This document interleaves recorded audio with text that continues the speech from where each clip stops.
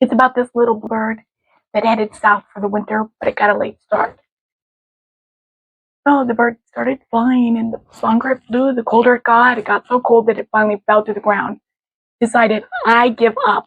I'm just gonna die. I'm tired. I'm cold. I don't care anymore.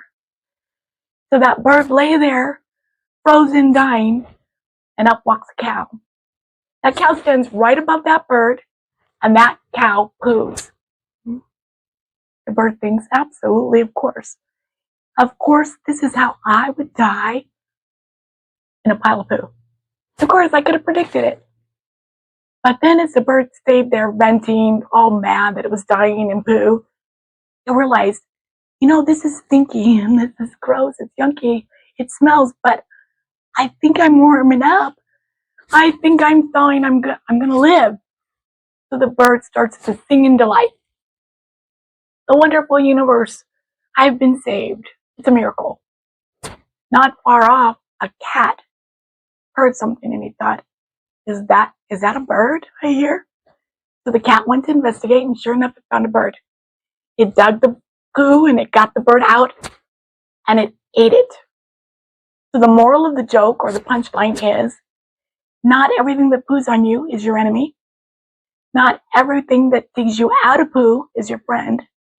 And if you're high in poo, maybe keep your mouth shut. That reminds me of another odd story, but this one true. The bird probably wasn't true. Another one, I had 4 little kids at home, and on Wednesday nights I take them to church and they do their church activity. Just drive them to church, drop them off, come home. One day, it was Wednesday, and the kids asked, could Missy come with us?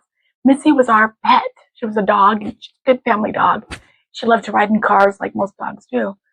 So I said, what? Sure. What could go wrong? And as a side note, I'm going to tell you, I will never say that again to the universe. I will never challenge the universe with what could go wrong. I don't want to know, because the universe taught me that day. We loaded the 4 kids up, loaded the dog up, and started to drive to church. And halfway to church, the dog burped. And it was like a sour tummy burp. And the kids started screaming, ew, yuck, the burp, Missy burped. And then, now I couldn't see Missy, she was behind me, she was behind me. But she starts to puke.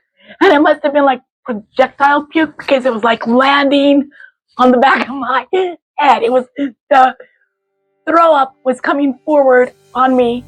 But no, the emergency was the kids screaming, ew, it smells, Missy's throwing up, as if I need to hear that she's throwing up. I got that. But the smell was so intense, and we're rolling down our windows.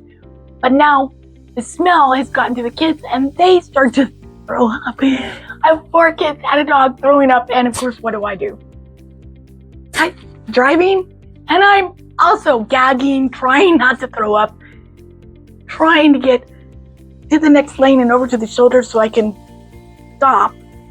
It's chaotic in the car. I don't even know what other drivers were thinking as they drive by us and they see all of this commotion going on. Anyways, that they didn't make it to church that day. I ended up having to take them home, hose them off before they go in the house. And psychologists, the fancy pants people, they call big traumas, like the cat that ate the bird, that would be a capital T trauma, because the bird died. A little trauma would be kind of like what the cow did. Didn't intentionally go to hurt that bird, but it was probably pretty traumatic to the bird to get pooped on. Missy didn't intentionally mean to cause trauma to any of us. It was kind of traumatic when it happened, and again, that'd be a little T. And a lot of times, kids that are involved in trauma, it's not a one-time Pukefest like what we encountered going to church. That's kind of a funny story. Happened once. It was isolated. Missy never did that to us again. It was a one-time mishap that we laugh about today. It was not a pleasant experience the day it happened, but looking back on it, it's humorous, and life isn't always clean. But it was a little T for trauma, and over time, a lot of little T's can add up and really cause problems for a child. And so they call those little T's. One big T certainly change your whole life course, right? To talk back about the Bluebird story, if that Bluebird had survived that incident, what I would wish for that Bluebird is that it would learn to make good choices, leave in time, make his destination when he should have. Maybe wear a helmet and a jacket, prepare for the weather. Maybe forgive the cow and realize that the cow meant him no ill will and not sit behind cows anymore.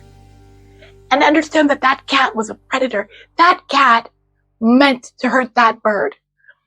That cat had desires and it didn't care if it hurt the bird to fulfill those desires because that cat was a predator.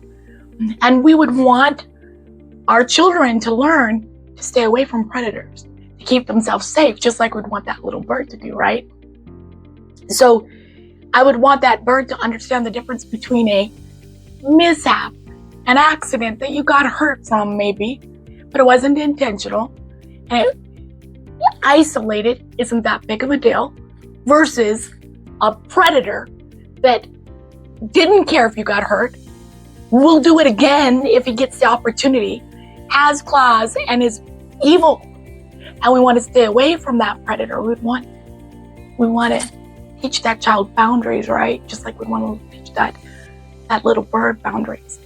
So anyways, that's our lesson today. We've talked about you can do this. I want you to be my friend because you're the type of person that gets up, stands up, gets knocked down, gets back up. I know that about you because you're here. And if you want to be my friend or part of this community, because we're going to have other friends in it, please hit subscribe if you haven't done that already, and like. And if you can think of funny mishaps that have happened, not where somebody meant it to happen, looking back, it wasn't so bad, maybe it was kind of funny, it'd be neat if you share that in the comments so that we could kind of see the different scenarios and the fun that they had. We don't really want to hear about the big T's. We know about the big T's, right? We know about the big T's because we're working with these children or ourselves, and we've had those. We're going to later delve into the different personalities.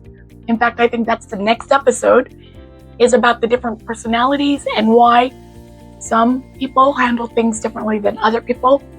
And we're going to talk again a little bit more about trauma and how they add up. So until then, I hope for you that you are able to chase the good, seek the joy, and most of all, I want you to know you're loved, you're appreciated, you're worthy, and you can do this. So, bye-bye.